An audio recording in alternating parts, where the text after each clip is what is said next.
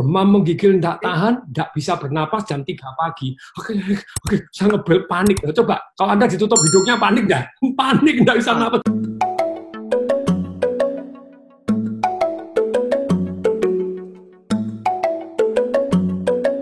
Ya, saya nggak pernah lebih bersemangat dari ini karena tamu saya membuat saya sangat bersemangat. Orang ini semangatnya menurut saya di atas rata-rata. Beliau adalah sahabat saya, mentor saya juga. Saya belajar banyak hal dari beliau, minimal dari segi semangat. Kalau konten apalagi, beliau ngomong banyak hal. Financial, marketing, properti, ya. Dan dalam ilmu semangat, beliau yang selalu teriak, dahsyat, dahsyat, tung desem, waringin. Selamat siang, Pak. Selamat siang, Pak Tung. Selamat siang, Pak Helmi Yahya yang dahsyat dan baik hati. Kabarnya dahsyat. Bapak kok lebih muda sekarang, Pak? Oh, susunya cocok. Padahal belum diganti, tapi cocok ya. Cocok dari dulu. Kenapa harus diganti kalau cocok? Iya, cocok. Baik, teman-teman, Pak Tung ini luar biasa. Beliau mengagetkan saya pada saat mengumumkan di medsos kalau beliau terkena COVID-19. Tapi sekarang beliau sembuh dan sekarang sharing kemana-mana ya, Pak ya? Betul ya, Pak? Iya.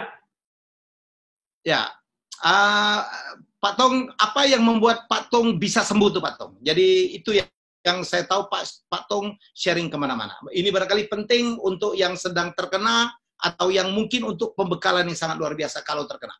Jadi nomor satu tetap berkat Tuhan begitu ya. Tapi banyak orang dikasih berkat Tuhan dia tidak mau menerima. Karena dia marah sama Tuhan, dia negatif thinking sama Tuhan, begitu ya. Terus kemudian menyalahkan Tuhan, terus kemudian kecewa terhadap situasi. Akibatnya sebetulnya dia sehat pun matinya cepat. Jadi nomor satu menyembuhkan Tuhan. Jadi Tuhan itu penting ya. Sangat penting. Kemudian jadi memang saya itu pada waktu masuk itu tanggal 30 Maret. Itu terus kemudian saya kan diinfus. Saya setelah analisa, kesalahan saya itu pada waktu diinfus saya tidak minum air putih. Minumnya sedikit sekali, akibatnya tanggal 31 itu drop luar biasa. Drop luar biasa itu jalan sudah gluyur-gluyur. Kan saya pindah kamar yang ada yang lebih bagus, ada enggak. Saya bayar karena asuransi saya 12 miliar ini. Jadi mau supervisi itu ya popo gitu ya. Jadi sudah siap sebelum hujan sudah siap asuransi. Bapak mau pindah kamar, ngelihat kamarnya dulu itu jalan enggak bisa loh. Jalan dulu pakai kursi roda. Terus jadi 31 sudah krisis, tanggal 1 April super krisis. Jadi demam menggigil, tidak tahan, tidak bisa bernapas jam 3 pagi. Oke, saya ngebel panik. Coba, kalau Anda ditutup hidungnya panik dah? Panik, tidak bisa napas. Langsung panik attack, pencet susternya datang, nggak bisa bernapas, susternya langsung dikasih masker oksigen, terus kemudian susternya kelihatannya telepon dokternya juga, terus kemudian saya harus dites analisa gas darah. Analisa gas darah itu diambil darahnya, jadi di arteri, bukan di darah biasa, dicoblos dalam gitu ya. Nggak keluar darahnya, sampai melentung, sampai bengkak hitam melentung seperti bola pingpong. Di sini 3 kali nggak berhasil, sini nggak berhasil, sini nggak berhasil, 7 kali nggak berhasil. Susternya bilang, Bapak ini kurang minum. Loh, harus minum dong. Kalau diinfus, nggak punya pengalaman sakit. Jadi kalau sakit harus minum. Ya sudah minum. Jadi betul-betul pada waktu minum itu tadi ya. Dan ada yang menarik, saya dikasih masker oksigen. Nah ini, hal yang menyelamatkan saya itu satu yang namanya pernapasan Wim Hof. Jadi orang sakit COVID itu biasanya kadar oksigennya rendah, kemudian CO2-nya tinggi, tubuhnya kalau yang normal itu kan 7,2 sampai 7,34 alkalin. Kalau dia mendekat sampai 7,1 asam manusia sudah bablas. Belum sampai asam dia sudah bablas mati gitu ya. Nah, pada waktu saya dikasih masker oksigen, saya melakukan pernapasan Wim Hof lagi. Terus kemudian minum air putih. Nah, minum air putih kalau Anda lagi demam, itu tidak boleh minum air putih biasa. Saya minum air putih biasa 600 cc, semakin menggigil. Dokter tidak tahan. Saking tidak tahannya itu sampai nulis surat terakhir untuk istri, pesen-pesen gitu ya. Nulis wasiat. Jadi pesan-pesan kalau mati harus diapain, harus begini. Sebenarnya pesan-pesan sudah dari zaman sekian tahun yang lalu, dari kecil istri saya tahu, anak saya tahu pesan-pesan saya apa tahu. Saya nulis di buku saya Life Revolution. Kalau kamu tinggal 5 menit, kira-kira pesan apa sama anak-anakmu, sama pasangan hidupmu? Pertanyaan yang kedua lebih enak. Apa iya kamu punya 5 menit ini? Nah ini kalau teman-teman dengerin di sini, coba jawab. Kalau kamu punya 5 menit, kira-kira pesen apa? Terus pertanyaan yang kedua lebih tidak enak. Apa iya kamu punya 5 menit? Naik pesawat terbang, hilang, goodbye. Atau Anda lagi kena COVID, Anda kalau kena COVID, itu kena masker oksigen. Anda belum apa-apa. Kalau kadar oksigen Anda turun di bawah 50, Anda dibolong kerongkongannya. Ventilator itu bolong tenggorokan. Anda diginiin, kemudian dikomakan, jadi dikoma. Lalu Anda di koma, loh. Jadi diindus, dikomakan supaya Anda napasnya pakai mesin. Ayo. Jadi super sengsara itu bolos ini. Nah, jadi pada waktu di masker oksigen ada napas saja sudah, bisa nggak pesen sama istri sama saudara Anda sama nggak bisa. Makanya lebih baik pesen-pesen waktu Anda masih sehat. Karena saya sudah pesen-pesen. Tulis sekarang. Ya. Saya belum nulis, Pak. Saya nulis kalau gitu. Harus pesen. Masih hidup, masih seger, harus pesen. Tapi detailnya kan belum ada, jadi saya pesen detail. Nggak usah mati, saya tolong nanti dibakar, ditaruh di Delingan. Delingan itu antara Karanganyar dengan Tawangmangu, tempat papa saya ditaruh di sana. Begitu ya.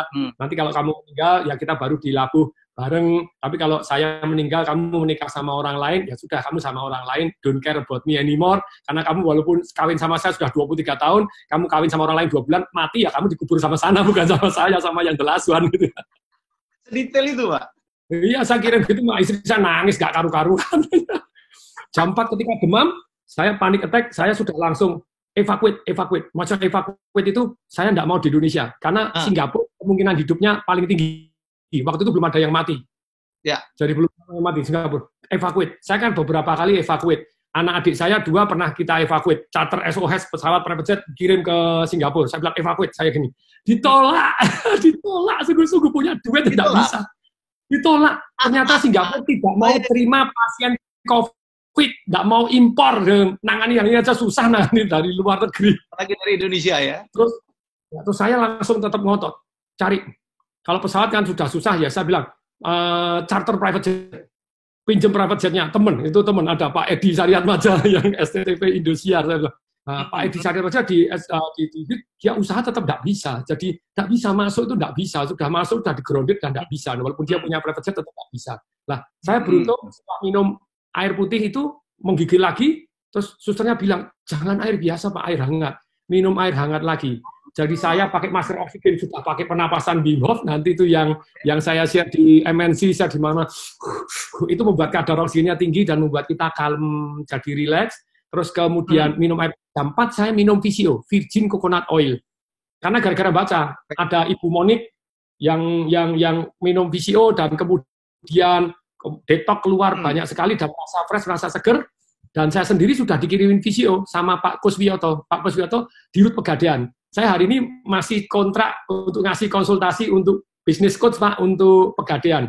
Dalam 10 bulan customer-nya naik Pak 10,2 juta jadi 13,8 juta, naik 3,6 juta. Naik. Profit nambah 300 miliar Pak. Produk-produk tertentu tabungan naik 600%, naik 270%, dan Pak Kuswiyoto dipilih sebagai the best CEO BUMN 2020. Yang ngirimin saya, Pak Tung, hidup boy, kontrak saya perpanjang gitu ya. Semangat. Dan itu menyembuhkan juga. Jadi jam 4 saya minum PCO, minum air putih total 1,5 liter hanya dari jam 3 pagi sampai jam 6.30, jam 6.30 ke belakang terus. Jam 6.30 ke belakang, terus 1, 2, 3 kali, dan keluarnya air itu langsung perasaan rasanya lega plong, kemudian jam 7 diambil darah lagi sudah. Pakai tangan kiri, langsung keluar. Nah, langsung keluar itu, terus kemudian jam 9 saya ditelepon Pak Edi. Dimarahin gitu ya, karena istri saya kan nangis-nangis telepon, ini tolong Pak, pinjemin private jet, kita bayar, kita apa gitu. Pak Edinya ngomong, kamu pesen-pesen terakhir, kalau nanti setan dengar kamu diiyain, hilang loh kamu gitu. Ya ancam sama dia, cabut nggak? Pak, saya tuh mau alasan. Saya tuh bukan negatif thinking, antisipasi. Orang sukses itu siap-siap, jadi tidak kaget nanti kalau istri ditinggal apa, siap-siap. Dan saya tetap usaha, mau pinjam pesawatnya bapak segala macam, mau evakuate kan tetap. Dan saya janji sama istri itu ngomongan terakhir, kok ngomong negatif, setelah itu ngomong yang positif. Enggak, tetap cabut enggak. Saya bilang, ya sudah cabut, nurut. Kalau gitu kita doa bareng cabut. Terus kemudian dikasih tahu itu tadi bahwa hati yang gembira itu adalah obat. Kalau kamu patah semangat, itu meremukkan tulang. Itu termasuk ada satu dokter yang masih muda, tidak punya sakit apapun, begitu dia menangani COVID, dia kena COVID, terus kemudian mau masuk rumah sakit, yang dia nangani ternyata ditolak, jadi dia kecewa, dia sakit hati, besok langsung tidak ada. Cepat sekali. Jadi hati itu penting ya Pak, itu yang terbaik ya Pak? Sangat-sangat penting. Jadi makanya pada waktu itu, terus kemudian gimana ya supaya saya bisa hati yang gembira. Ternyata gini, kalau saya baca WhatsApp, Pak, nonton siaran TV yang penuh berita dan penuh angka, nonton World Odometer, yang mati berapa, yang sembuh berapa, yang kena lagi berapa, itu under pressure.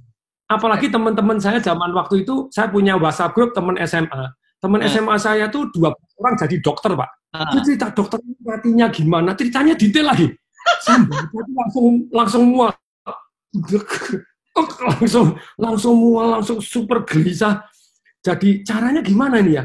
Oh, saya ingat pelajarannya dari Anthony Robbins, guru saya. Di mana Anda fokus, di mana energi mengalir. Kalau kamu fokus kepada hal yang mengkhawatirkan, hatimu khawatir. Khawatir boleh nggak? Boleh. Supaya Anda waspada. Kayak hari ini kan banyak orang ke mall, belanja baju, belanja ke Tanah Abang. Karena mereka nggak khawatir. Khawatir itu penting untuk kita waspada. Tapi kalau sudah kena, please deh, jangan fokus ke yang khawatir. Kalau sudah kena, fokus bagaimana sembuh. Jadi saya fokus langsung, itu memang TV dari dulu saya enggak, WhatsApp saya stop total. Saya hanya fokus kepada orang-orang yang positif, dan begitu saya dengar tadi bahwa hati yang gembira tadi, saya mulai, apalagi yang membuat selain fokus, gerakan, nada suara, sama keyakinan, gitu ya. Jadi 4 yang mengubah emosi seketika. Gerakan saya mulai bergerak ceria, mulai senyum, mulai tangan ke atas. Kemudian berikutnya gerakan mulai keyakinan. Keyakinan itu apa? Saya ngasih arti ini. Hidup kita itu kan terserah kita memberi arti. Kalau kita salah memberi arti, emosinya salah. Kalau emosinya salah, tindakannya salah. Tindakannya salah, hasilnya salah. Hasilnya salah, nasibnya salah. Nasibnya salah, hidupnya salah. Nah, saya memberi arti. Kok saya dikasih sakit duluan ya?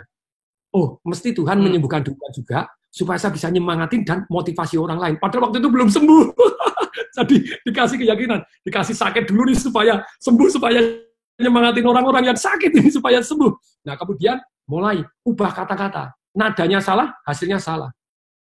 Karena ada orang ngomong gini, aku disayang sama kamu, tau nggak? Hah? Ini sayang, siapa bilang ini marah-marah? Ya enggak lah, nadanya salah, hasilnya salah. Pilihan nadanya tepat, terus kemudian gerakannya. Pilihan kata 7%, nada 38%, gerakan 55%. Mulailah saya nyanyi. Gembira ria, hati yang gembira adalah obat yang manjur. Amin. Nah, saya susternya datang, saya ajak joget-joget, saya ajak nyanyi. Dokternya, dokter nyanyi dulu. Kalau saya ada sakit, saya tetap cerita, bukan positif thinking kemudian tidak pernah mau ceritanya, ditanya dokter, gimana kamu sakit? Nggak apa-apa, sudah sehat, ya, jadi dia tidak ngerti. Saya tetap terbuka, dokter ini kalau nyoblos ini cari yang ahli, ini luput cari yang ahli dong, gitu. Oke, sudah gitu, mari dokter nyanyi dulu. Ada videonya, ada gini, ayo kita video nyanyi-nyanyi dulu, kita motivasi orang yang lain. Sampai pada waktu saya pulang, dokternya kangen sama saya. Ini pasien yang paling ceria katanya. Saya kalau bad mood itu saya ya dokter itu kan stres juga, jadi Pak Tung menjadi penghibur di dalam sana ya Pak? Iya, dan ternyata Pak, saya wawancara dokternya, susternya, cleaning service-nya, mereka tuh nggak pulang. Iya. Dokter yang senior di rumah sakit, dia nggak pernah datang, dia hanya pakai WhatsApp, pakai video call, terus junior-juniornya yang datang itu tuh Pak, nggak pulang Pak mereka. Iya. Jadi, lu nggak pulang tuh, enggak, lu nanti nularin orang di rumah, jadi tidur di rumah sakit, iya, waduh. Jadi mereka nggak bisa. Total berapa hari Pak Tung dirawat? Jadi kalau sakit mulai tanggal 18 itu mulai demam-demam, sampai tanggal 23 saya tes swab, tes ini 95% COVID, belum COVID itu karena swabnya baru datang tanggal 30, terus itu obat berjalan di rumah harus isolasi mandiri tanggal 23 sampai tanggal 30. Tanggal 25 saya nggak tahan, nggak pernah minum obat, nggak tahan sampai gelisah. Ini dokter, saya masuk rumah sakit aja, nggak ada yang terima. Cari rumah sakit nggak sembarangan loh. Apalagi kalau meledak begini nanti kayak di Itali, kamu ditaruh di ganggang, ditaruh di mana. Saya RSPAD itu kenal baik, waktu saya ngasih training RSPAD. Saat Menteri Kesehatan juga kenal, saat direkturnya juga kenal, dokter-dokter kenal, nggak diterima. Terus Siloam kurang apa lagi, saya kenal dengan Pak James Riyadi loh, punya 27 rumah sakit. Sampai Pak James, Pak James, ya terserah dokternya. Dokternya bilang, Pak Tung, ini full. Loh, kalau full terus mau ditaruh di mana? Taruh di gang. Jadi tidak diterima. Jangan sakit ya Pak, jangan sakit ya. Jangan sakit. Sulianti Saroso, direktur utamanya, kakak kelas saya, kenal baik. Sebelum saya sakit sudah saya sumbang. Sebelum ini kan saya sudah nyumbang. Tetap tidak diterima, Pak. Sudah nyumbang ya tidak diterima. Kalau penuh mau kemana kamu? Makanya sebetulnya memang betul sekarang ini kita harus dilandaikan dulu. Setelah landai, vaksin ketemu, apa. Kalau sekarang liar lagi, aduh. Ini sungguh Banyak, Pak. prihatin ini. Pak. Ya, prihatin betul kita. Pak Tung kasih nasihat dong, Pak Tung, karena nggak main betapa sulitnya atau betapa menderitanya kena COVID itu, Pak Tung. Barangkali biar orang ini juga dengerin gitu loh. Nggak main-main ini. Gini loh, jadi betul Anda bisa jadi OTG, kena 80% orang tanpa gejala, yes. Tapi Anda nularin loh, nularin ABCD Anda nggak ngerti loh. Jadi Anda bawa dosa lebih banyak karena Anda matiin orang lain. Kalau Anda sendiri yang mati, selesai lah. Ngeyel, Anda tanggung jawab, mati sendiri, selesai. Tapi kalau Anda nggak mati, nularin orang lain kan dosanya banyak. Dan nularin orang lain. Dan Anda nggak ngerti. Ketika Anda lemes, linu semua, napas, suncah, sengkik-sengkik, Anda kasih masker oksigen, begitu Anda dites, Anda segera dibolong di sininya, bisa kebayang Anda dibolong di sininya, dikasih musik, please deh. Jadi nasihatnya begini loh, jangan deh sekarang itu jaga jarak, kemana-mana pakai masker, biarkan landai dulu, biarkan vaksinnya ketemu dulu, biarkan rumah sakit kosong dulu, bisa nangani, something happen. Anda tidak tertangani, diletakkan doang di gang-gang, terus gimana? Itu kan sedih sekali. Dan aduh, dan Anda belum ngalami. Saya beruntung saya di kamar sendiri. Kemarin ada satu orang minta testimoni saya buku karena dia juga menderita COVID. Dia cerita begitu detailnya di bukunya dia, saya positif COVID. Aduh, dia digabung di satu rumah sakit, digabung kanan kiri. Terus kemudian pada waktu tidur sebelahnya ngasih tahu, kemarin teman yang situ sudah meninggal, jadi kamu tidur di antara tempat orang mati. Semakin stres lagi. Terus sebelah batuk begini, sebelah begini, ada yang hamil melahirkan, ada yang jerit-jerit terus kemudian besok nggak ada. Waduh, itu nggak kebayang mencekamnya seperti apa kalau Anda sudah rame-rame di sarden seperti itu. Ya. Aduh, dan Pak Tung menyaksikan sendiri ya betapa berat perjuangan daripada para tenaga medis menyelamatkan corona itu, Pak Tung ya. Kasihanilah mereka, Pak Tung ya. Sampai saya nonton cleaning service masuk lagi bersih-bersih. Dia pakai kantong kresek shopping bag untuk nutupin leher, untuk sepatu ditali. Saya nangis. Orang mau nyawanya begini, APD-nya alat pelindungan diri tidak, ini sampai saya merinding semua. I cry, dan waktu itu kemudian, oke, apa yang kita bisa bantu? Makanya hari ini kan kita kirimi terus, butuh APD lagi, kita kirimi. Siapa butuh APD, kita kirimi. Gathering, saya ngasih seminar, 100% disumbangkan. Gather semua pembicara, termasuk ada teman-teman Pak James Kui, ada teman-teman pembicara. Kalau kita ngasih seminar, 15 seminar, Anda cukup bayar 200.000, 100% disumbangkan. Jadi kita kan sudah mulai ngirim-ngirim terus, kirim APD. Karena orang sudah mau naruh nyawa, tidak pulang, tidak ketemu. Kalau Anda bilang, oh saya berani, sudahlah jadi sukarelawan, sana bantuin yang di rumah sakit. Kalau Anda bilang, oh saya lebih baik perlu baju baru, saya tidak takut kena COVID. Iya, Anda tidak takut, tapi nyusahin orang. Kalau dokternya bilang, ya sudah terserah kamu, tak taruh di pinggir-pinggir jalan, kamu terus gimana? Itu memang sungguh sedih. Jadi ini nasihat untuk teman-teman, please deh, yang peduli dikit gitu loh. Jaga jarak, jangan keluar dulu kalau bisa. Semaksimal mungkin kalau mau jualan ya jualan online. Mau tips-tipsnya saya kasih tips-tipsnya jualan online juga bisa. Tapi please stay at home first. Jangan keramaian dulu. Jangan mudik dulu. Mikirkan orang lain juga. Yes. Tung, terima kasih banget. Ini luar biasa tipsnya. Semoga banyak yang mendengar. Dan ini from the first hand dari orang yang mengalami langsung dan survive. Dan terus membantu.